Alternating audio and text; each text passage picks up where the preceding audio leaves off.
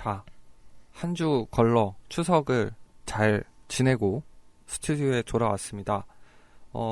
추석 연휴 마지막 날도 경기가 있었고, 또 주말에도 경기가 있었고, 뭐 이래저래 해서 3경기가 밀려 있었는데, 진짜 무슨 숙제 마냥 밀려 있네요. 그래서 그런지 지금 다들 안 나오셨어요. 날이 추워져서 그런 건지, 뭔지 모르겠지만 저희 둘만 나와 있습니다. 뭐 우선 간략하게 이런저런 소식들부터 전해드리면은, 뭐 좀 축구랑 거리가 좀 먼 얘기부터 하면은, 서울 건축문화제를 한대요. 어디서요? 그 자세한 거는 송덕호의 마포 속으로라고 아니 저희 마포 FM 대표 프로그램이 있는데, 아니 티저 영상도 30초는 보여준다고요. 아니, 건축문화제라는 게 영 낯설어서 이런 것도 하는구나 싶어서. 뭐 축제 같은 거예요? 그런 건가 봐요. 저도 자세히는 모르겠습니다. 저도 들어봐야 되는데 아직 못 들어봐가지고. 그렇고 또 이제 마포 속으로에서 전해드린 소식인데, 우리 월드컵 경기장 바로 앞에 이제 나비 죽기지? 아니 마포 구청이 있잖아요. 이제 무료 주차 가능한 그 앞에 뭐 중국 같은 데서 미세먼지 타워 네덜란드 뭐 이런 데 있었잖아요. 그 막 미세먼지 뭐 필터 한다고. 네, 그런 탑 같은 거? 네, 그런 게 생겼습니다. 물론 되게 소형이고요. 진짜요? 네, 근데 이제 무슨 관엽식물이라고 하나? 하여튼 뭐 공기 정화 기능이 굉장히 뛰어나다는 식물이 쌓인 벽이랑, 그리고 밑에 의자가 있어서 밑엔 공기청정기가 들어가 있고, 그렇게 해가지고 이제 효과를 극대화해서 뭐 우리나라에서 최초로 이제 그런 공공시설에 미세먼지 저감 시설을 마포구에서 했다고 지금 마포구청장이 열심히 자기 업적을 홍보하고 있습니다. 그럼 그 근처 가면은 볼 수 있을까요? 그 의자에 앉을 수 있고 거기 와이파이랑 충전이 된다고 하니. 구청 안에 있어요? 구청 앞에 있습니다. 앞에? 그래서 한번 구경 가야겠네. 네, 경기장 가기 전에. 근데 되게 그냥 벤치같이 생겼어요. 잠깐 뭐 있을 때 그게 이제 효과 보고서 지금 하나밖에 설치 안 했는데 그렇게 홍보를 하더라고요.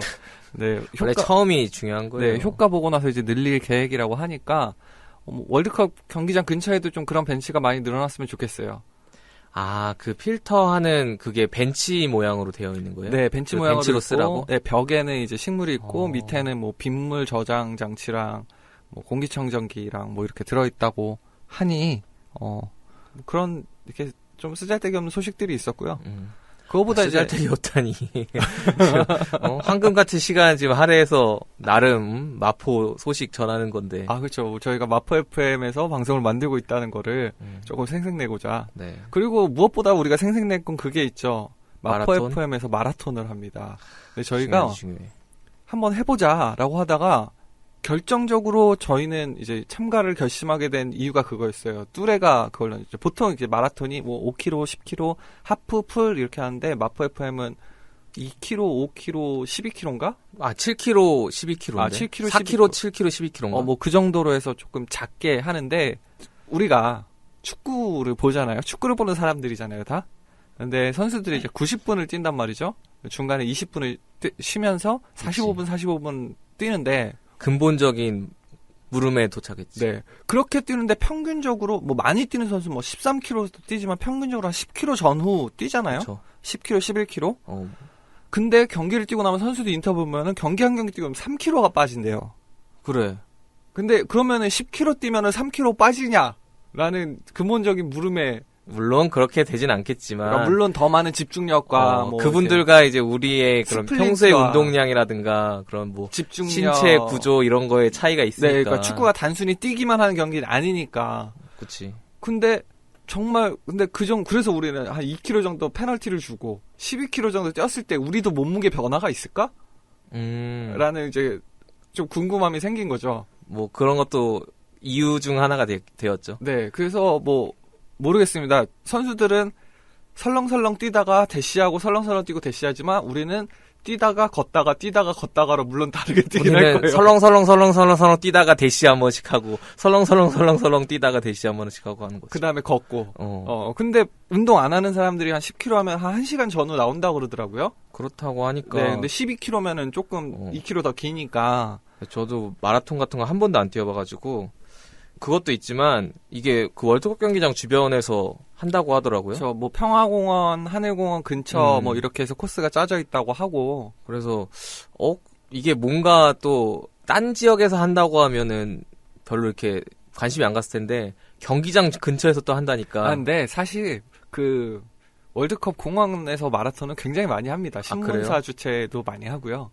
뭐 어쨌든 뭐 한강 마라톤 이런 것도 있고 하잖아요. 그렇죠. 하지만 네. 그럴 때는 전혀 관심이 안 가다가 네. 뭐 이런 기회가 있다고 하니까 네.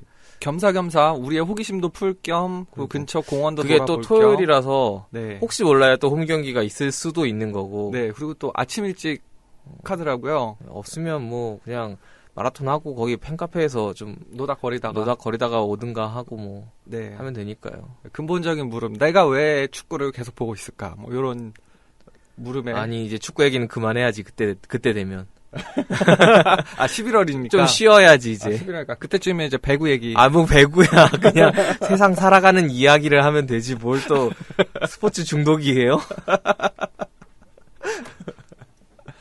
자, 그래서 저희는 또 마라톤에도 한번 도전을 해보려고 합니다. 물론 아직 등록은 안 했지만 할 거예요, 이제. 이게 네. 10월 31일까지 등록이라서 너무 좀 느긋하게 지금 한다 말만 하고 있는데. 네, 뭐 조기 등록하신 분들한테는 할인도 뭐 그래요? 하고 그랬는데 그런 얘기는 우리는 이미 많이 기간이 지난 그렇구나. 타이밍이어가지고 그냥 어쨌든 까먹지 않고 등록해야겠네요. 네, 마포 FM 홈페이지 들어가시면 메인 배너에 그 메인으로 떠 있습니다. 관심 있으신 분들은 많이 그 같이 뭐 하면은 10명 이상 단체로 신청하면은 텐트를 준대요. 부스를. 텐트? 부스를. 그 부스를 뭐 집 놔두고 하는 그런 거를 아예 그 단체에서 그렇게 한번 일을 벌려볼까 하다가 자신이 없었습니다. 그리고 지금 분위기도 너무 안 좋고 저희가 그래 와서 갑자기 멱살잡이를 할 수도 있어. 우리 청취자분들을 만나도 저희가 할 얘기가 없어요. 서로 간에 그렇잖아요. 서울 축구 얘기를 한다는 건 굉장히 감정 상하는 일이고. 그럼. 그래가지고 조용히 이제 개별적으로. 이제 그래도 만약에 와주시게 된다면 서로 이제 등이라도 토닥토닥 한 번씩은 할 수 있는 거겠죠. 네, 그렇죠. 그래서 뭐 관심 있으신 분들은 뭐 참고하시면 좋을 것 같습니다. 그리고 조금 더 축구와 관련된 얘기를 하자면 오늘 국가대표 평가전 예매가 오픈됐습니다. 2시에 오픈됐는데요. 2시 20분, 한 20, 30분까지는 아예 접속조차 안 됐고 그 다음부터는 계속 서버가 터져가지고 이제 계속 접속이 튕기거나 아니면 들어간다고 하더라도 이제 좌석 선택 과정에서 뭐 하고 그러다가 저도 좀 예매를 해보려고 오래 매달렸는데 좌석 선택이 안 되더라고요. 남은 좌석이 분명히 표시가 되는데 좌석 선택 창으로 가면 없어요.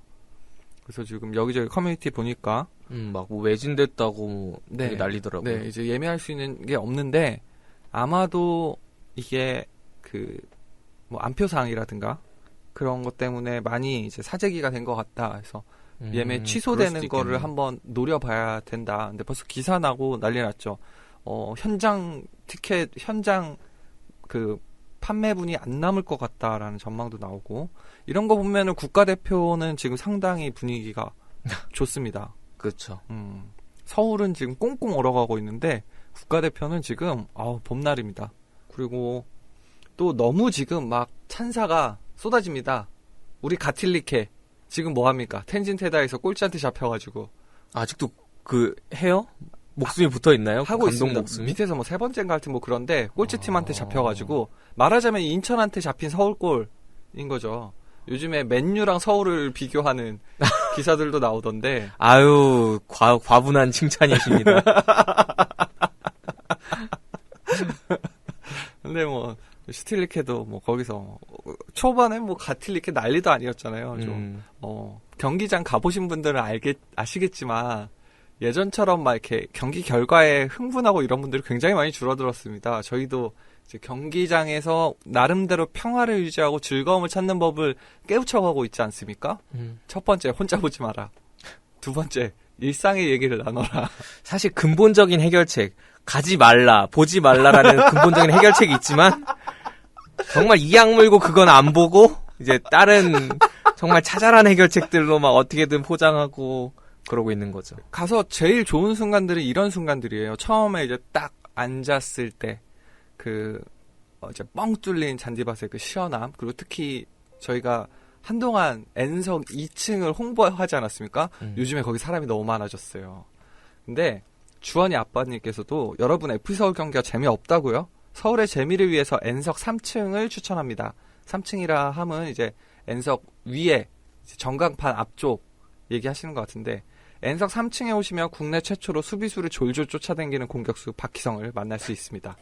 단 5장 6부 다 비우고 오실 것을 추천합니다. 라고 하시는데 일단 위층에 올라가면요 또 아래층이랑 또 시야가 다릅니다. 이제 경기장 위로 보이는 하늘이 굉장히 이쁘고요. 요즘에 공기가 너무 맑아서 굉장히 이쁘고 하늘이 그리고 특히 공기가 맑은 날 이제 하프타임 때 화장실 가거나 해서 내려오잖아요. 그럼 N석 쪽에서 뒤로 북한산이 보여요.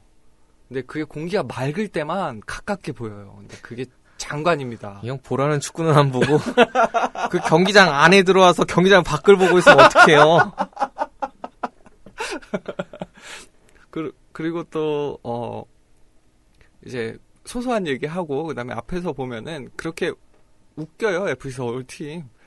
약간 개그 보는 것 같고 야 이게 뭐냐 약간 이런 느낌으로 비웃으면서 축구를 보실 수 있는 그런 한적함 그 위에 층에 올라가시면 충분히 즐기실 수 있습니다. 그쵸, 특히나 이제 경기장을 처음 오시거나 이제 자주 안 와보신 분들이 항상 그 경기를 보는 시야가 좋은 자리가 어딘지에 대해서 되게 많이 여러 가지 그 커뮤니티나 이런 데다가 되게 많이 물어보시더라고요. 특히 국가대표 경기를 할 때 이 자리는 뭐 시야가 좋은가요? 어디서 보는 게 제일 좋은가요? 이렇게 말씀들을 많이 하시는데 사실 개인적으로는 서울 월드컵 경기장은 어느 곳이든 다 시야가 좋은 것 같아요. 물론 잘 보여요. 일단 맞아요. 축구 전용구장이라는 것부터가 정말 축구를 관람하기 최적화된 그런 그치. 구조로 되어 있다는 그치. 거니까. 진짜 종합운동장 진짜 탄천 원정 가서 거기 S석 거기 끝에서 정말 보이듯 말듯한 그 공놀이들 보는 것보다 그치. 훨씬 좋거든요.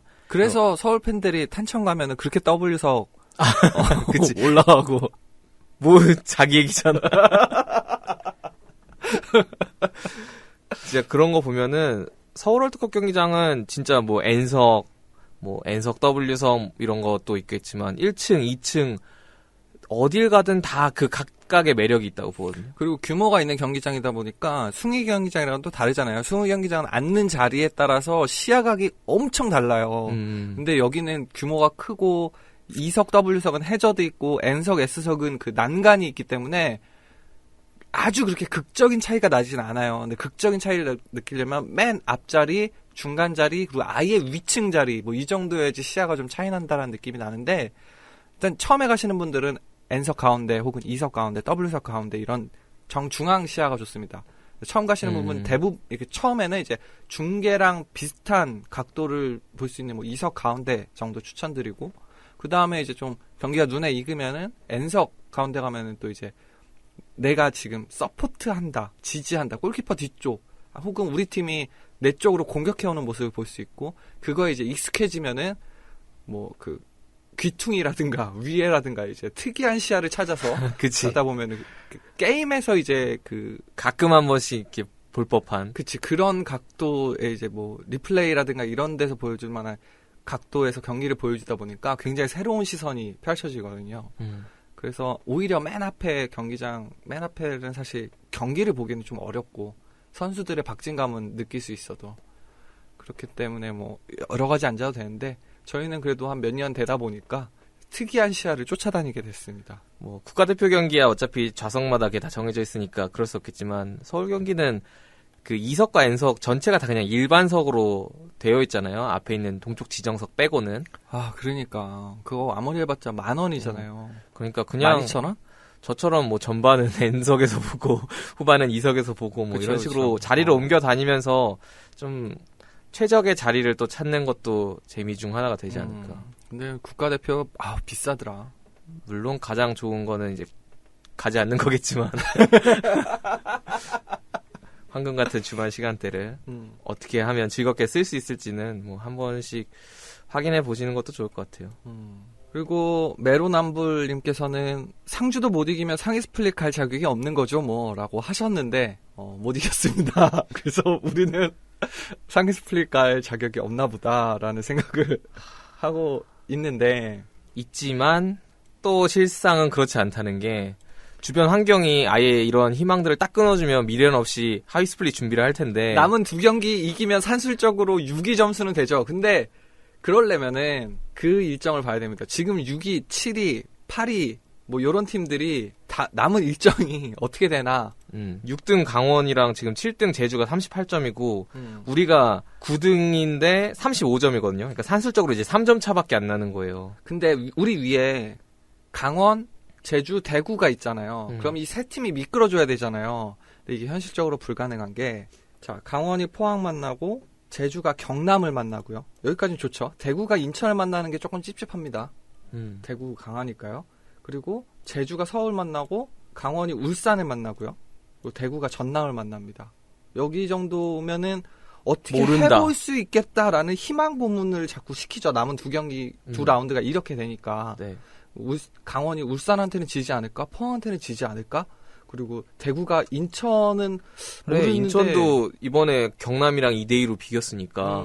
근데 그 다음에 또 전남이야. 그럼 대구가 이기지 않을까? 싶기는 한데 제주는 경남을 만나면 이거는 어려울 거고 우리가 그럼 제주를 이기면 어떻게 되는 거 아니야? 라고 하는 희망 고문을 그러니까 서울 자꾸 팬들은 이놈의 경우의 수를 자꾸 이렇게 남겨주니까. 그렇죠. 그러니까 대구가 전남이 힘써주고 인천이 힘내주면 또 모르는 거 아니야? 라는 생각이 드는데 그냥 됐습니다. 그냥 하위에 남겠습니다. 네. 너무 사실, 머리가 아프네요, 이거. 네. 그리고 우리가 오늘 다룰 3경기 경남전에서 한 줄 평을 보면은 지더라도 부끄러운 짓은 하지 마라. 간절함의 차이. 모든 상황이 노답.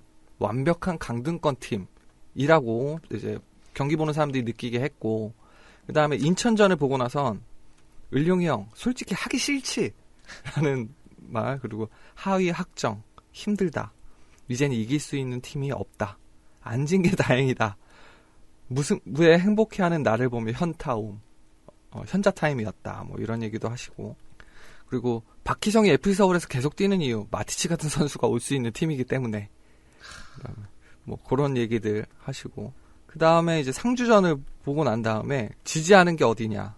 어렵게 득점하고 참 쉽게 실점하고 이렇게 슬픈 날에 하늘은 무심코 맑기만 하구나. 이젠 안녕. FC서울 2018 시즌 목표 7위. 그야말로 답답 그 자체였다. 이런 경기력이었어요. 그럼 남은 2경기에서 서울이 안 된다 이 말이죠. 그렇지. 아니 땡 굴뚝에 연기가 날 수 없듯이. 이게 다 갑자기 이게 경기력이 확 올라오거나 이럴 수 있는 분위기도 아니고. 뭔가 갑자기 뭔가 변화가 있어가지고 뭐 한다. 지금 단장까지 그만둔 마당에 더 이상 이제 변화를 단기 처방을 내릴 수 있는 카드는 없어요. 근데 뭐 이제 남은 2경기에서 뭐 어떻게 해가지고 뭐 6위에 올라간다? 현실적으로 힘들다. 근데 생각해보면 우리 시즌 초에 그리고 황선홍 감독이 나갈 때 올 시즌 상위 스플릿 가면 성공이다라고 했어요. 그러면은 우리는 성공은 못했지만 강등만 안 당하면 그래도 그냥 할 만큼 했다라고 생각해야 되지 않나. 어차피 뭐 아챔권에 들지 못하는 이상 뭐 실패라는 거는 강등 정도 빼고는 나머지는 실패는 아닌 거지. 그러니까 경기나 뭐 이렇게 시즌 전반에 대한 뭐 평을 할 수는 있어도 결과만 놓고 봤을 때는 아주 망했다라고 망했다, 실패다 이렇게 할 수는 없는 거지. 잔류를 하게 된다면. 그치. 어쨌든 적어도 1부에서 다음 시즌에 기약할 수는 있는 거니까. 승강 프로에 참여하지만 않는다면 다이렉트 그치. 강등을 당하지만 않는다면 그런 식으로 경기 수 늘리는 거 원하지 않습니다. 그 정도면 그냥 원인과 결과가 뚜렷했다 이번 시즌 그렇게 그냥 되게 안 풀리는 시즌이었다. 정말 힘든 시즌이었다 하면서 이제 웃으면서 마무리할 수 있게끔 해달라는 거지. 그렇지. 그냥 뭐 수원이 지금 리그 우승은 뭐 물 건너갔지만 FA컵도 하고 아챔도 가잖아요. 그렇지만 수원도 하위 스플릿을 경험한 적이 있지. 그때 많이 놀렸죠. 그리고 리플로도 달아주셨는데 까고님께서 인천 따위를 감히 FC 서울 라이벌로 갖다 대냐? 했던 게 엊그제 같은데 이제 부정할 수 없는 경인 더비라고. 우리는 정말 피 터지는 아주 이게 서울의 매력 매치업이라고 아닙니까? 우리가 상위 매력이라고요? 스플릿을 가든 하위 스플릿을 가든 심지어 2부를 가든 어딜 가도 라이벌은 있다. 그런 얘기도 있었는데 리플에 나왔었나요? 막 서울이 이기고 있든 지고 있든 항상 이기고 있는 팀처럼 플레이한다. 그러니까 막 여유롭게 막 뒤에서 볼 돌리고 그런 것처럼 우리는 강팀을 만나든 약팀을 만나든 이기고 있든 지고 있든 상관없이 그냥 뒤에서 볼만 돌리고 있다. 왜냐면은 상대의 뭐 이렇게 이름이 다 바뀌었을 뿐이지 어쨌든 다 라이벌도 있고 비슷해요. 사실 뭐 서울 팀이 그동안 이제 팀을 운영해 오면서 되게 뭐 이런저런 걸로 엮인 팀들도 많고 사실 경남만 해도 예전에 이제 이만큼의 위상이 아닐 때도 뜬금없이 뭐 장미 전쟁이라고 해가지고 막 우리랑 엮고 그치. 성남도 그때 예전에 그 시장님께서 무슨 대전 하면서 막 시비 우리는 걸었죠. 가만히 있는데 갑자기 우리랑 뭐 된 것처럼 막 어. 근데 이제는 정말 축구 그 자체로만 봤을 때도 치열한 매치업들이 많아졌다. 2부 리그 간다고 생각해 봅시다. 우리 안양 만나고요. 그다음에 지역 더비 서울 이랜드 있습니다. 그리고 여기도 수원이 있어. 와, 참 대단하지 않습니까? 저기를 가득한 팀들을 이렇게 많이 만들어 놓고 그치. 참 대단한 팀입니다. 그래서 뭐 경기 리뷰하면 뭐 하나 싶은 마음이 좀 듭니다. 그래서 사실 3경기나 해야 된다고 해서 처음에는 저저번 주에 이제 저희가 녹음을 마치고서 야, 우리 다다음 주에는 3경기나 해야 돼라고 얘기했는데 죽어나겠다 했는데 알고 딱 까보니까 3경기 다 4-4-2로 들고 나오고 경기 양상도 크게 다르지 않고 결과도 3경기 동안 2무 1패였나요? 뭐 딱히 그렇게 하나하나씩 다 짚어볼 만한 요소들은 없는 것 같더라고요. 하지만 이 3경기 안에서도 정말 특이한 특징들 하나 정도씩은 다 있었으니까. 그렇죠. 한 경기마다 한 포인트씩만 찍으면 될 것 같아요. 네. 저는 일단 경남전 29라운드 경기부터 얘기를 하면 제일 눈에 띄는 거는 골 넣고 눈물로 세레머니한 김한길 선수. 그러니까 이 3경기 동안 사건, 이벤트 이거를 빼놓고 정말 선수들을 꼽으라고 하면 한 3선수 정도 딱 꼽을 수 있을 것 같은데 그 중에 한 명이 이제 김한길 선수거든요. 그렇죠. 김한길이죠. 김한길 선수가 이날은 이제 왼쪽 측면 공격수로 선발 출전을 했는데 전방에서 이제 안대송과 이상호 선수가 투톱 조합을 맞추고 진짜 이상호 선수가 그 톱 자리에 선다는 게 너무 이상한 거야. 그러니까 우리가 일반적으로 정말 적어도 제 기억에는 투톱 4-4-2 투톱 하면 좀 떠오르는 조합 중 하나가 이제 예전 울산에서 빅앤스몰 하면서 막 김신욱, 이근호 이 조합이 좀 인상이 굉장히 많이 남았었는데 그래서 그 이후로 항상 투톱 하면은 약간 빅앤스몰 뭐 진짜 실제로 선수가 한 명이 크고 한 명이 작고를 떠나서 그러니까 역할상으로도 한 명이 좀 더 앞에서 싸워주고 나머지 한 명은 뭐 그 뒤에서 생커볼을 따낸다던가 아니면은 그 키 큰 타겟맨에게 좀 더 공을 지원해주는 역할 뭐 이런 식으로 급을 나누긴 하는데 그리고 투톱에서 비슷한 역할을 하는 두 선수를 냈을 때 그게 잘 안 돌아간다는 건 그 윤성효 감독 시절인가요? 그 막 스테보랑 뭐 키 큰 선수들 라돈치치였나 뭐 이런 식으로 그런 식으로 나왔을 때 뭔가 잘 안 풀리는 상상과는 다르게 풀러가는 걸 너무 많이 봐왔기 때문에 그래서 안델손과 이상호 선수 조합을 딱 맞췄다고 했을 때 어쨌든 안델손 선수가 약간 타겟맨으로서의 역할 그리고 이상호 선수가 섀도우 스트라이커로서의 역할을 하는 거다라고 좀 생각을 하고 나왔었는데 둘 다 그걸 못했죠. 그렇긴 하죠. 예, 그냥 미드필더 2명뿐인 앞에 없고 그냥 뭔가 그런 허리 잘린 팀을 보는 듯한. 근데 이상호 선수는 저번 시즌에도 우리가 얘기했던 게 이제 공미 자리에서 좀 이 선수의 진가가 그나마 나오는 것 같다라고 했었으니까 이날도 움직임 자체를 약간 원톱 아래에서 뛰는 공격형 미드필더처럼 뛰지 않을까 했는데 또 그렇게 뛰진 않더라고요. 그리고 무엇보다도 이제 안델슨 선수가 15분 만에 퇴장을 당해버려가지고 그런 모습을 보여주기도 전에 이상호 선수가 사실상 이제 원톱으로 그치. 돼버리는 상황이 나왔으니까 이날 안델손의 활약은 대단했습니다. 저는 이거 옐로 카드를 2장 받아서 퇴장을 당한 건데 사실 다 불필요한 옐로 카드로 퇴장을 당한 거잖아요. 전혀 불필요한. 그리고 심판도 그 경기 운영의 묘도 좀 아쉬웠다. 그 서울 팬으로서는 좀 아쉬울 수 아니 있지. 서울 팬으로서도 그렇고 리그 2등 팀이랑 지금 상위 스플릿 하위 스플릿 지금 간당간당한 팀들의 싸움인데 그 정도 흐름을 못 읽냐고. 이 주심 누구야 이름 이거 찾아봐야 돼.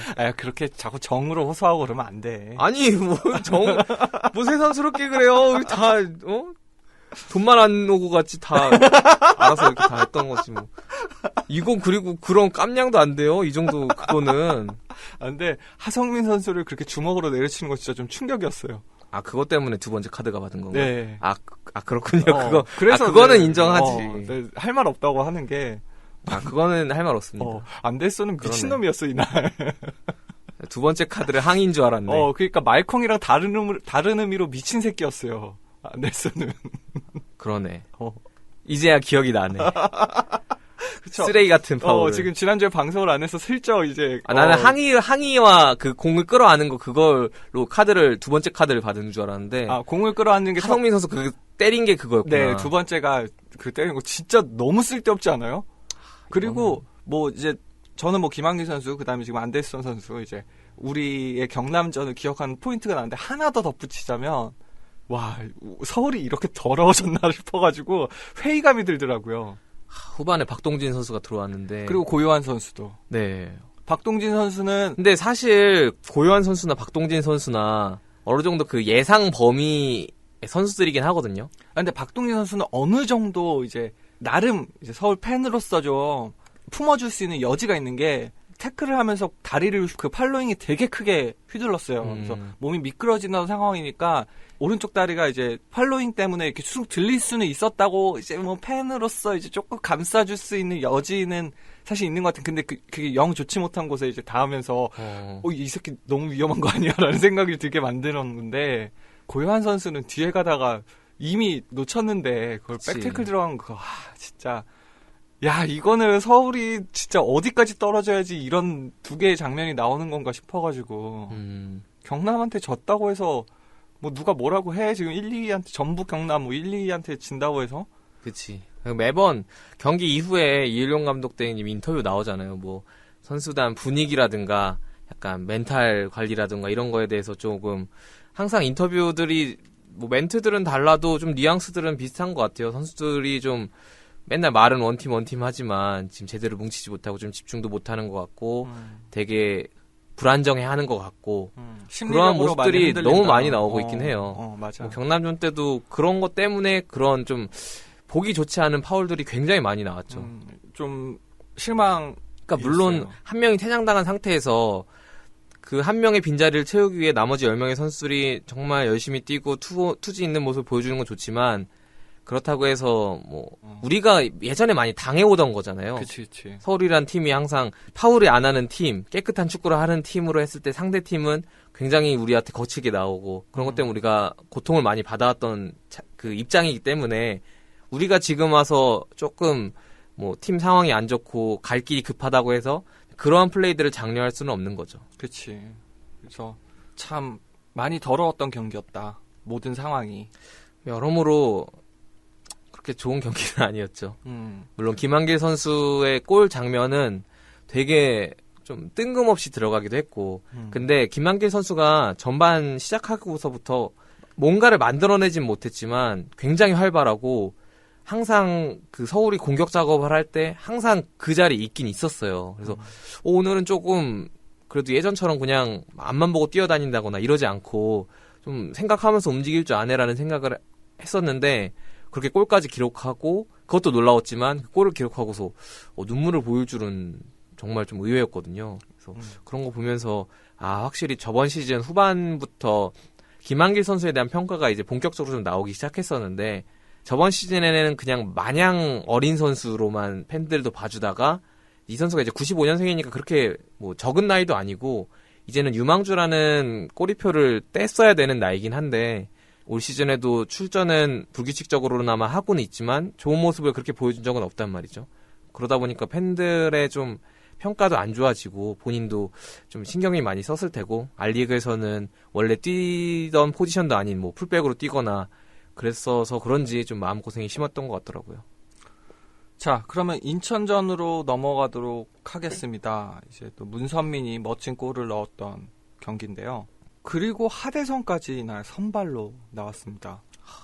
제가 알리그 가서 하대성 선수 뛰는 걸 봤었는데 그때도 확실히 이 선수가 감은 살아있구나. 그러니까 뭔가 22명의 선수가 뛰고 있는데도 진짜 축구 선수가 뛰고 있다.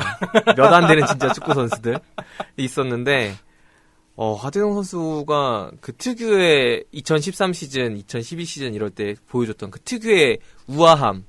그 최현태 선수를 비롯해서 뭐 박용우 선수, 뭐 이상엽 선수 여러 미드필더들이 그 모습을 흉내낸다가 결국 제 색깔을 잃고 이적을 하게 되었던 그 우아한 폼들을 여전히 보여주더라고요. 이날 제가 김미리진이랑 같이 경기를 봤는데 하대성 오니까 확실히 그 이제 중간에 부드럽게 방향 전해야 되고 갑자기 찔러주는 패스가 처음에 나오고 나서 20분 안에 부상당하면 어떡하지? 20분 안에 부상당하면 어떡하지? 하다가 한 43분, 40분 좀 넘어가니까 안심이 되더니 그래 전반전 다 뛰었다. 일단 전반은 클리어했다. 네. 그러고 나서 후반전이 시작했는데 그때가 이제 밖에 나가가지고 북한산 보고서 또 마음을 정화하고 또 들어와서 후반전에 교체 안 됐네? 그래 60분만 가자 라고 했는데 한 70 몇 분 정도 뛰었죠?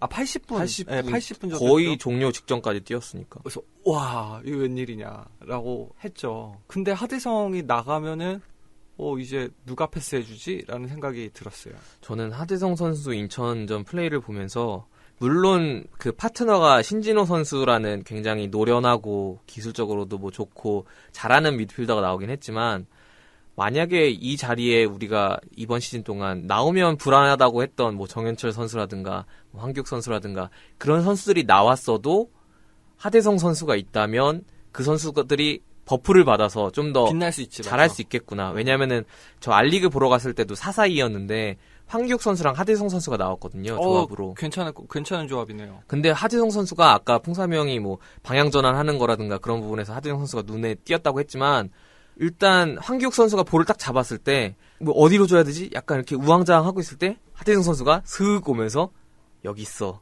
여기로 맞아. 줘. 하면은 딱 주고 또 다시 이렇게 전환해주고 이러한 플레이들이 주변 동료들을 굉장히 편안하게 만들어주는 거거든요. 맞아. 이번 시즌에 우리한테 부족했던 게 그러니까 오스마르가 없어서 그런 부분이 좀 많이 흔들렸던 게 중원에서 그냥 막 많이 뛰어다니는 것만 있는 것 같지 거기서 뭔가 잡고 주고 침착하게 뿌려주고 뭐 그 흐름을 잡아가고 이런 모습들이 안 나왔단 말이에요. 근데 이제 그거를 해줬던 게 이제 예전에 하대성 선수와 그리고 저번 시즌까지의 오스마르 선수가 그나마 해줬던 부분들인데 그 두 선수가 올 시즌에 부재하다 보니까 그런 부분이 안 나오다가 하대성 선수가 나오니까 확실히 중원에 좀 무게감이 올라간 느낌은 확실히 든다. 자, 하대성 선수를 보면은 하대성 선수가 이제 서울에서 굉장한 활약을 보여줄 때도 이 선수는 어떤 유형의 선수냐라고 규정 짓는 것 때문에 서울 팬분들이 이렇다 저렇다 이게 많았어요. 뿌려주는 사람이냐 아니면 박스 투 박스냐 뭐냐 이제 이 선수가 보면 잘하는 건 알겠는데 뭔가 이렇게 그 잘함을 설명하기가 되게 어려웠어요. 근데 뭐 그런 건 차치하더라도 지금 다시 돌아온 하대성과 예전에 기억 속에 있는 하대성과 비슷한 건 그거예요. 상대가 이제 공을 잡고 있을 때 공이 올 만한 지역에 미리 가 있어 조용히. 그러니까 공이 흐르면 자기가 당연히 자기한테 패스 받은 것처럼 슥 공을 갖고 가버려. 그치. 상대 공격을 그렇게 끊어주는 공간 활용을 잘하고 그다음에 아까 얘기한 것처럼 우리 선수가 패스 줄 데가 없으면 쓱 가서 패스를 받아줄 수 있는 대로 움직입니다. 그러니까 전체적으로 공간을 이해하고 활용하는 능력은 여전하다. 그리고 공을 받기 전과 받은 후 좌우를 빠르게 살펴서 이제 맥락을 잡아주는 거 여전하다. 그리고 중간에 받고 나서 뭔가 시간을 끄는 듯 하는데 갑자기 그 순간 굉장히 위협적인 패스. 이날도 몇 번 나왔죠. 그리고 그 다음 경기에서도 나왔었고 그런 장면들이 나오면 여전하다. 다만 그 전과 좀 달라진 거를 생각해보면 예전보다 뒤를 못 봐요. 그러니까 확 좀 그게 좀 줄었다고 해야 되나? 시야가 좀 줄었다고 해야 되나? 아니면은 여유가 지금 경기 감각이 없어서 여유가 없어졌나? 뭔지 모르겠는데 전에도 뭐 가끔씩 뒤에서 다가오는 선수를 못 보고서 공을 뺏긴다던가 이런 건 있었는데 그 잘하던 시절에도 유일한 단점으로 꼽자면은 가끔 정줄 놓는 플레이라고 표현을 했지만 그러니까 한 번씩 살짝 브레이크를 밟다가 갑자기 악셀을 밟는 그런 이제 경기 템포 조절을 해줬는데 브레이크 밟는 순간에 뺏길 때가 있었어요. 네, 뭐 이날도 그런 게 근데 그게 좀 더 잦아졌다라고 그리고 전보다 거칠어졌다. 아, 이거는 단점인지 장점인지 모르겠는데 특히 이제 수비에 수비 터프하게 상황에서. 가담을 해주더라고요.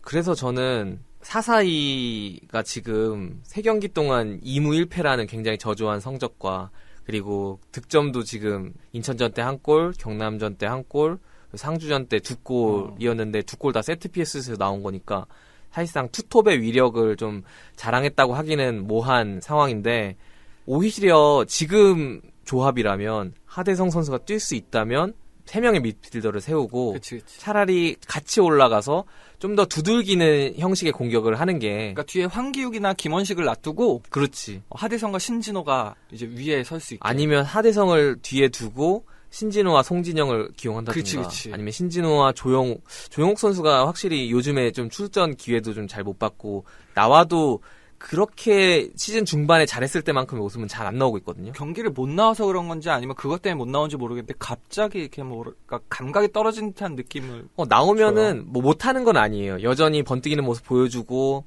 힘으로도 밀리지 않은 모습 보여주고 하지만 확실히 그 센세이션했던 모습은 요즘 잘 못 보여주고 있단 말이에요. 결정력이 좀 떨어졌달까요? 뭐 그런 것도 네, 있겠지만 슈팅뿐만 아니라 이제 플레이 자체가 예전에는 뭔가 치명적인 하나를 만들어주는 약간의 소년가장 윤일록을 떠오르게 만드는 그런 게 있었는데 지금 그게 조금 약해졌어요. 근데 이일용 감독 땡님도 진짜 머리가 진짜 아플 거예요. 이게 그렇게 해서 원톱을 쓰자니 지금 마티치나 에반드로 쓰기에는 좀 그렇고 박희성을 쓰자니 박희성이 오히려 그나마 계획 잘하는데 아무리 그렇다고 해도 박희성 선수를 믿기에는 조금 불안하단 말이에요. 그리고 최근에 안 됐으면 미친 짓 하는 거 보면은 그렇지.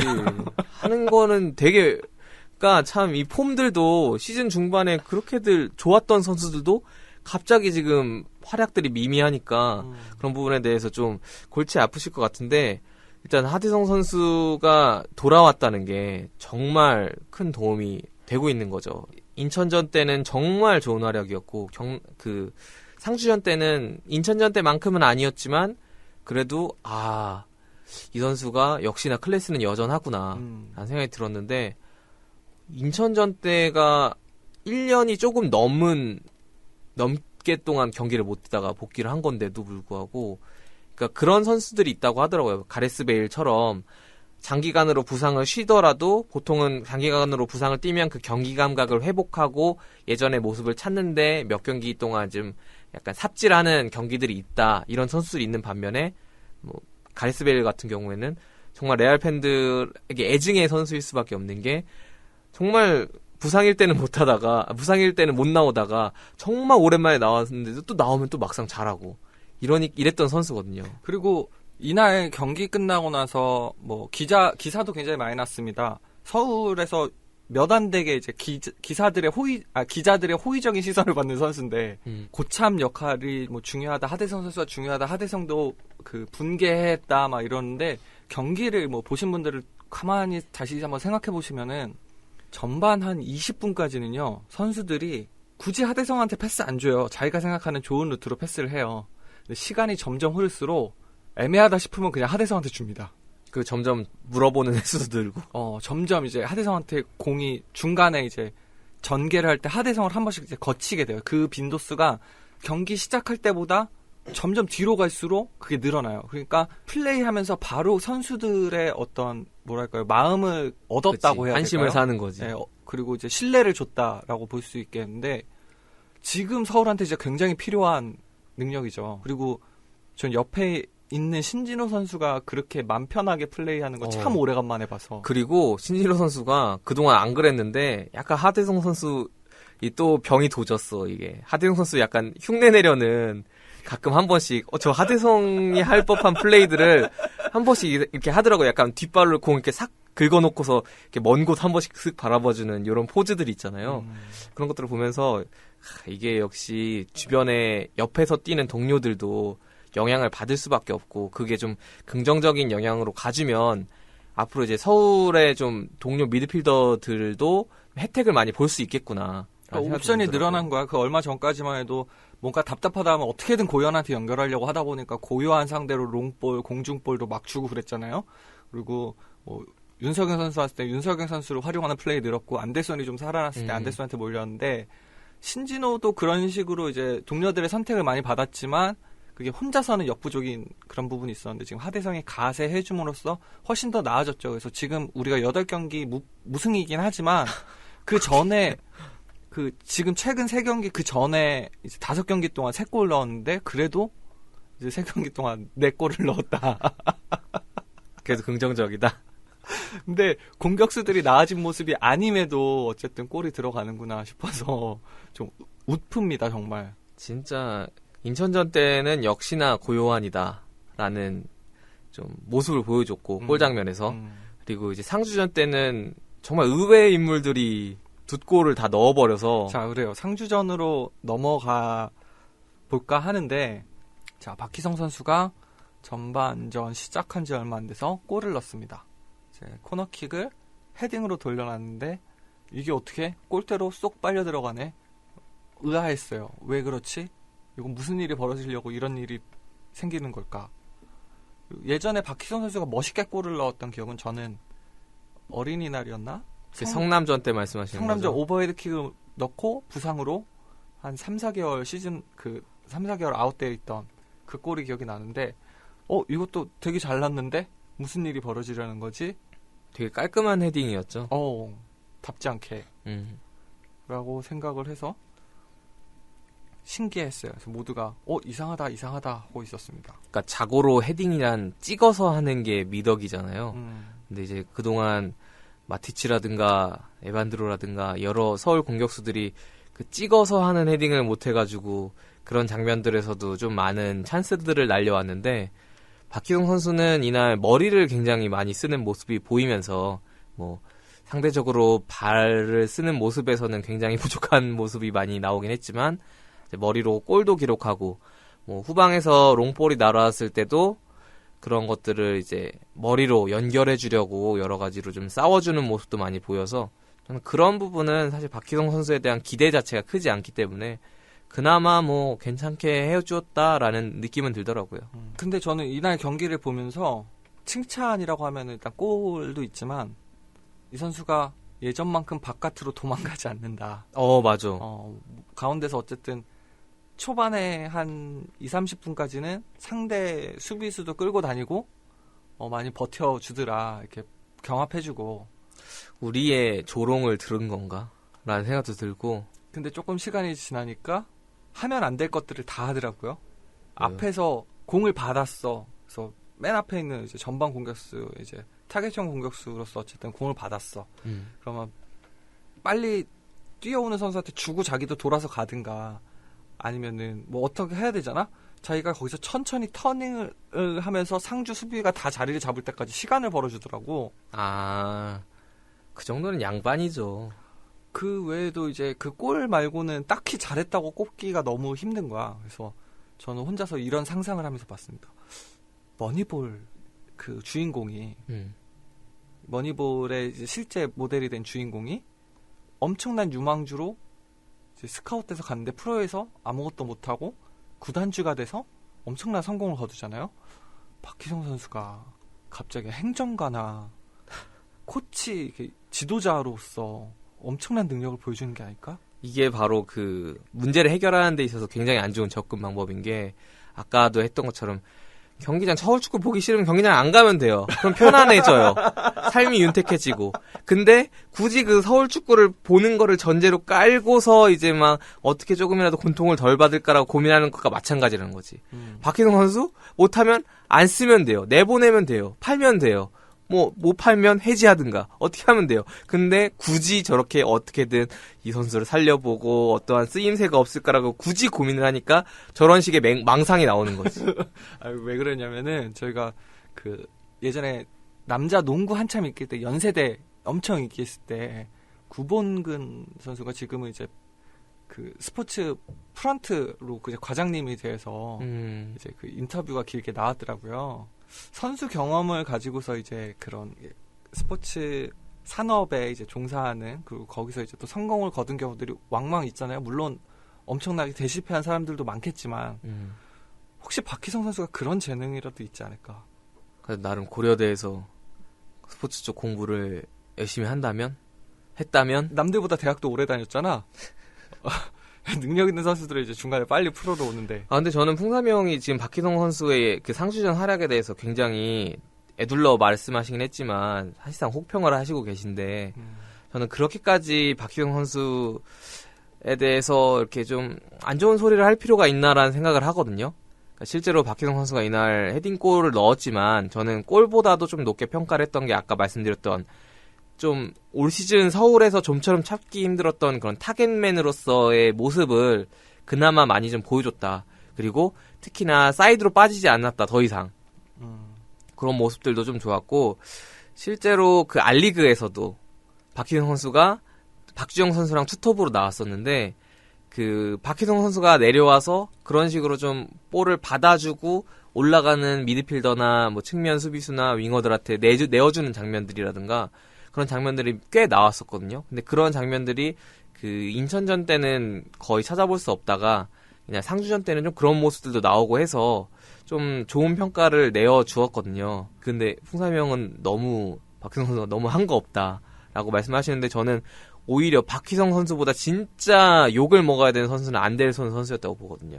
같이 이날 투톱으로 나왔는데 박희성 선수는 헤딩이든 발은 비록 잘 못 썼지만 머리를 이용한 플레이들을 굉장히 많이 보여줬는데 안델손은 그놈의 왼발에 집착하는 것과 왼발에 집착하느라 제대로 된 타이밍에 슈팅도 못 때리고 그 좋은 찬스에서도 역시나 수비수한테 막히거나 날려먹는 장면들 그리고 후반까지 그런 플레이들이 계속해서 이어지면서 팀에 전혀 도움이 되지 못했던 부분이 저는 오히려 굉장히 기분 나쁘게 경기를 봤던 이유 중 하나였어요.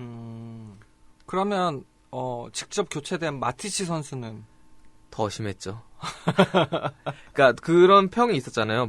박희성이 선발로 나오는 이유는 그보다 더 못하는 외국인 선수들 때문이다라고. 딱 그 멘트가 어울렸던 경기였던 것 같아요.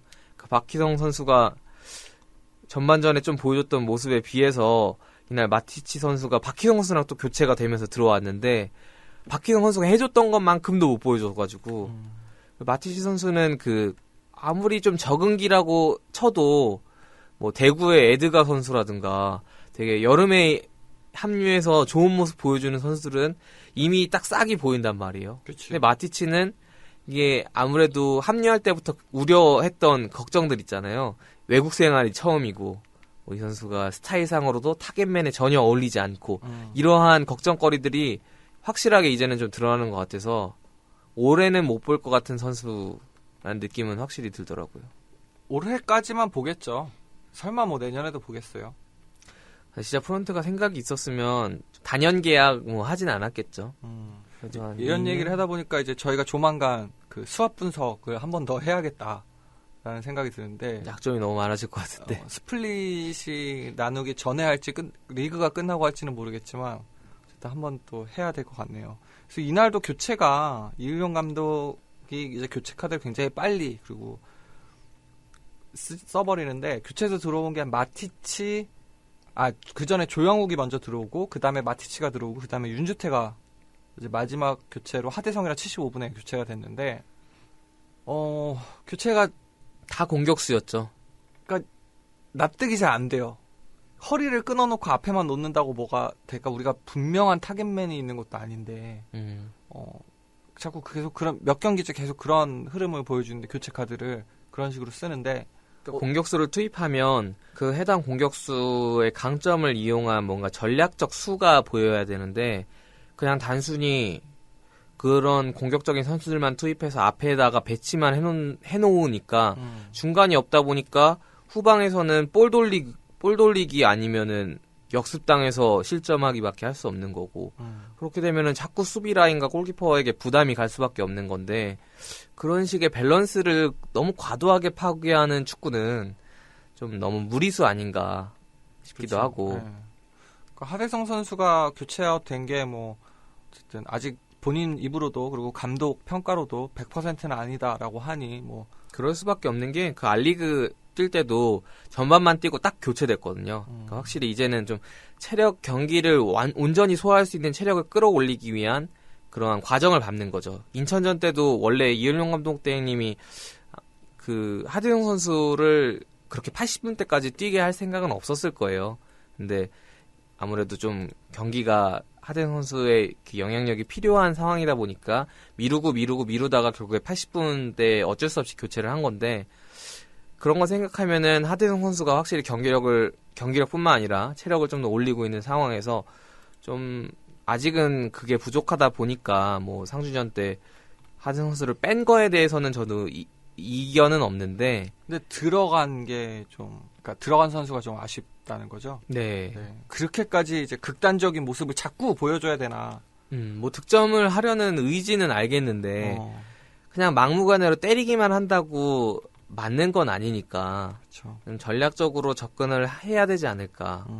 그리고 아예 판짜기 자체를 지금 그 2무 1패 한 3경기 다 크게 뭐 이렇게 상대에게 맞춤 전략이라든가 우리가 오늘 뭘 하겠다는 컨셉이 확실하게 보이는 상황은 아니다 보니까, 그런 것들도 물론 뭐 감독 대행으로 시즌 중에 갑자기 부임했고 지금 남아있는 자원들도 그렇게 좋은 자원들이 아닐지라도 적어도 색깔을 보여줄 수 있는 자원들이라고 보기 때문에, 그런 부분에서 좀 차이를 만들어줘야 뭔가 경기 내적으로나 외적으로나 좀 좋은 평가를 받을 수 있지 않을까 싶은데, 그런 것들이 다 안 되다 보니까 결과도 못 가져오고 지금 점점 더 계속 안 좋은 상황으로 가고 있는 거죠. 그리고 무엇보다도 실책이었다 싶은 건 유상훈 선발.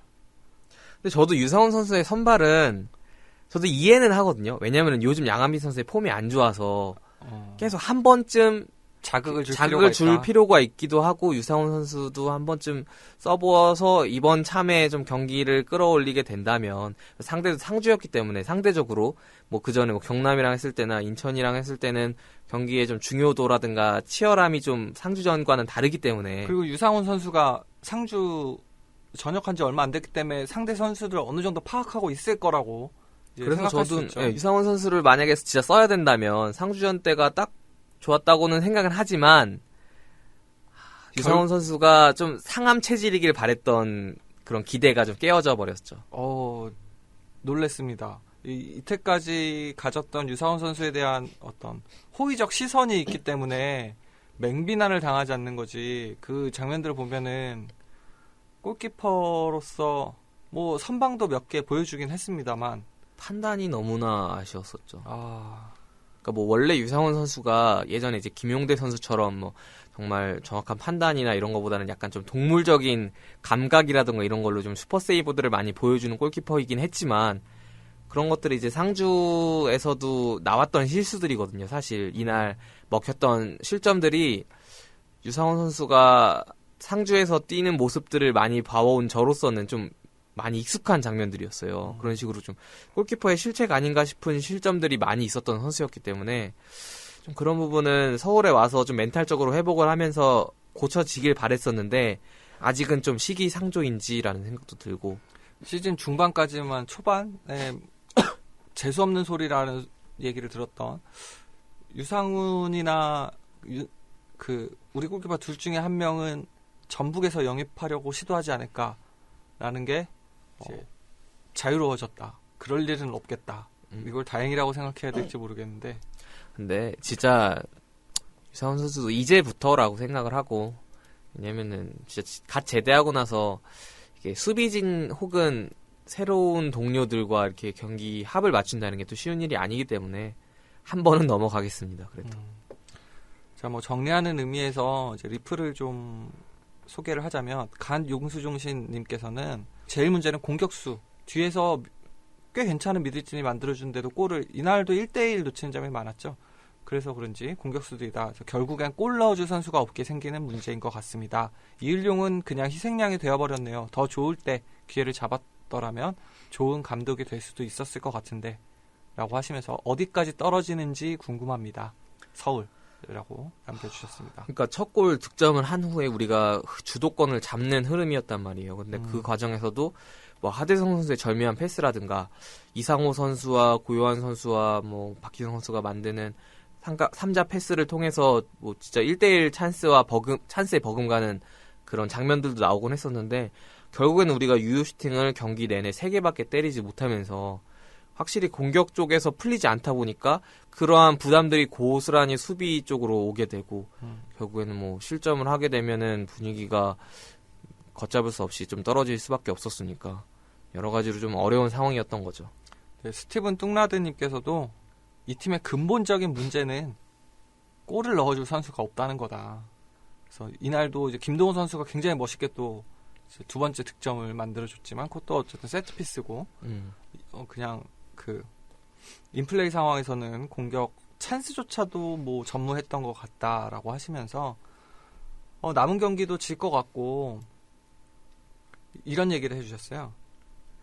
시즌 초에 분명히 팬들은 이야기했습니다. 지금 스쿼드론 하위 스플릿 심하면 강등권이다. 하지만 구단은 답했죠. 목표는 아챔 진출, 더 나아가 리그 우승이다. 구단 프런트 수뇌부들은 자기들이 더 팀에 대해 정보가 많다고 너네가 뭘 알겠냐고 안데슨 데려오느라 고생한 거 아냐고 코바는 위약금 때문에 계속 데리고 있을 수밖에 없는 거 아냐고 그렇게 고자세로 내 있다가 지금 결과 보면 팬들이 옳았다. 서울 이랜드도 팬들이 그렇게 감독 경질하고 그러다 개판 난다라고 했는데 구단 수뇌부는 플레이오프 간다라고 호언장담했는데 지금 서울 이랜드 리그 꼴찌다 라고 하면서 이번 시즌 통해서 구단도 좀 배웠으면 좋겠다. 경기력에 있어서 팬들의 시선이 더 정확할 수 있다. 제발 팬들이 외치면 좀 들을 생각이라도 해라 라고 하시는데 좀 많이 화가 나셨나 봐요. 화가 날만 하죠. 네. 답답하죠. 근데 뭐 아침 진출이다 뭐 이건 뭐 그냥 하는 말이죠 뭐 사실. 빠른 소리긴 한데 네. 이게 팬들은 항상 좀 더 걱정하는 경향이 있잖아요. 항상 모든 거에 대해서. 근데 진짜 팬들의 이런 걱정들이 좀 호들갑처럼 들릴 수는 있어도 그거에 대해서 대비를 해놓는 거는 절대 나쁜 게 아니잖아요. 그렇죠. 그러니까 구단도 그런 부분에 대해서는 팬들이 왜 저렇게까지 호들갑을 떨어? 라고 생각을 하기보다는 당연히 저 정도는 대비를 해놔야 그 팬들을 안심시키고 경기장으로 불러올 수 있는 거니까. 그렇죠. 뭐 아니면은 뭔가 진짜 아니야 우리가 믿는 게 있어라는 거를 좀 그치 보여주든가 어떤 식으로든 좀 보여주던가 그럴 필요는 좀 있어 보이는데 되게 무책임한 거죠. 그러니까 그러한 것들이 설사 있다 쳐도 보여주지 않는다는 거는 뭐 팬들을 진짜 호구로 안는다고밖에 생각을 할 수가 없어요. 지금은 모두가 답답할 것 같기는 해요. 수뇌부라는 게 정확히 어느 사람들을 지칭하는지 모르겠지만 어쨌든 마케팅 팀도 뭐 전력 강화 팀이던가요? 뭐 하여튼 그 코치진들이랑 그런 그리고 뭐 여러 가지 이제 뭐 재정을 관리하는 뭐 어떤 입장에 있던 F서울과 관련된 모든 사람들이 지금 좀 답답할 것 같긴 한데 뭐 당연히 뭐 못하고 싶어서 못하는 사람이 어디 있겠냐마는 그래도 프로면은 이런 거에 대해서 끝까지 프로로서의 그 프로의식을 갖고서 끝까지 최선을 다해서 제대로 조금이나마 좀 더 나은 모습을 보여주려고 행동을 해야 되고 뭔가 볼거리를 만들어주려고 노력해야겠죠. 오죽하면은 경기장 가가지고 북한산 보고 오겠냐고요. 그렇기도 하고 진짜 올 시즌 끝나고 나면은 책임질 사람들 여러 될 것 같아요. 근데 뭐 벌써 뭐 많이 나가가지고 어떻게 될지 모르겠는데 뭐라도 되겠죠. 저는 2부 리그 가도 괜찮을 것 같아요. 다만 2부 리그 가면은 티켓값 한 4,000원 정도로 내려야 되는 그 정도 제스처는 취하겠죠. 뭐 유니폼 값은 안 내리더라도 티켓값 정도는 그 정도로 내려야 되는 거 아닌가 근데 생각도 들고. 너무 떡락하는 것 같은데 불과 2년 전 우승했던 팀인데 그치. 이게 2년 만에 이렇게까지 팀이 나락으로 떨어진다는 건 진짜 그 전 세계 축구 구단 운영 관련된 서적에 등재되어야 할 정도로 얼마나 운영을 개판으로 했으면 팀이 이렇게 망가졌느냐를 주제로 좀 해도 될 것 같을 정도로 이거는 진짜 심각한 문제입니다. 뭐 다음 경기하고 다음 주에 된다고 해서 또 뭐 저희가 갑자기 또 즐거운 마음으로 방송할 수 있을 거란 기대는 사실 잘 안 들지만 다음 주에는 또 할 말이 또 생기겠죠. 네. 또 그때 또 이야기하면서 뭐라도 뭐 경기장에서 개그라도 보여주길 기대하면서 네, 중계 보고 다음 주에 또 다시 얘기해보도록 하겠습니다. 지금까지 저는 풍야시 3 김뚜레 였습니다. 감사합니다. 감사합니다.